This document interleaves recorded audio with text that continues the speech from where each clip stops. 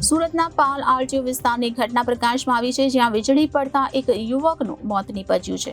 35 વર્ષનો યુવક ઘરની બહાર નીકળતા વીજળી પડી હતી। ગઈકાલે રાત્રે પડેલ વરસાદને લઈ વીજળી પડી હતી, જેથી ઘટના સ્થળે મોત થતા સિવિલ હોસ્પિટલ ખાતે યુવકને ખસેડવામાં આવ્યો હતો। હાલ પાલ પોલીસ દ્વારા અકસ્માતનો ગુનો નોંધી આગળની વધુ કાર્યવાહી હાથ ધરી છે। હવામાન વિભાગ દ્વારા છેલ્લા 3 દિવસથી વરસાદી માહોલની આગાહી કરવામાં આવી રહી હતી, ત્યારે ખાસ કરીને દક્ષિણ ગુજરાતમાં ભારે વરસાદ વરસવાની આગાહી હતી, જે મુજબ સુરત શહેરભરમાં વરસાદી ઝાપટા શરૂ થઈ ગયા હતા અને ત્યારબાદ વીજળીના કડાકા અને ભડાકા સાથે જોરદાર વરસાદ સુરત શહેરમાં વરસ્યો હતો। તો સુરતમાં 2 કલાકમાં 2 ઇંચ જેટલો વરસાદ ખાબક્યો હતો અને વરસાદના કારણે ઘણા ખરા વિસ્તારોની અંદર પાણી ભરાવાની ફરિયાદો પણ વધી ગઈ હતી। ત્યારે વરસાદી માહોલમાં સુરતના પાલ આરટીઓની એક ઘટના સામે આવી છે। સુરતના પાલ આરટીઓ વિસ્તારમાં વીજળી પડતા એક યુવકનું મોત નીપજ્યાની ઘટના બનતા ચકચાર મચી જવા પામી હતી। 35 વર્ષનો યુવક ઘરની બહાર નીકળતા વીજળી પડી હતી, ત્યારે ગઈકાલે રાત્રે પડેલ વરસાદને લઈને આ વીજળી પડી હતી। ત્યારે ઘટના સ્થળ પર જ મોત થતા યુવકને સિવિલ હોસ્પિટલ ખસેડવામાં આવ્યો હતો। પાલ પોલીસ દ્વારા અકસ્માતનો ગુનો નોંધીને આગળની તપાસ હાથ ધરી છે। મૂળ યુપીનો રહેવાસી અને પરિવાર સાથે પાલ રોડ પર આ યુવક રહેતો હોવાનું જાણવા મળી રહ્યું છે। मेरा नाम जयराम साहनी है। मृत्यु का क्या नाम? उनका श्रीओम साहनी।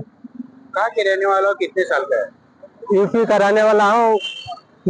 वो भाई कहाँ के रहने वाला हो, कितने साल का है वो यूपी का रहने वाला है। उसका उम्र लगभग 34-35 साल था। क्या हुआ कल उसके? कल इतना बारिश था, हम लोग झाले में बैठा था और बारिश में वो पाँव धो रहा था। वो पत्थर से पानी गिरा था, पाँव धो रहा था, तभी इतना जोर से बिजली गिरी। वही उसको लगा बिजली हमारे सामने गिर तो मारा, मेरे को भी थोड़ा हल्का लगा, पाँव में बाल जल गया। उसके बाद हम लोग देखा, उधर थोड़ा आँख ऐसा किया, तुरंत उधर लगा।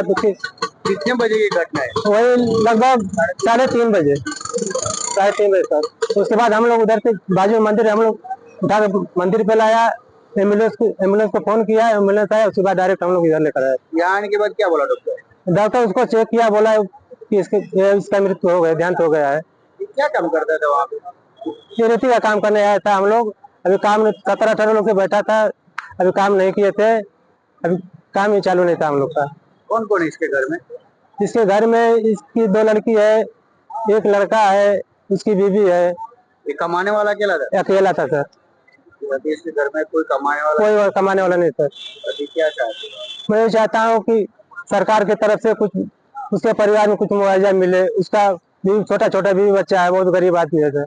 रिपोर्टर अरविंद राठौर, जनादेश न्यूज़, सूरत।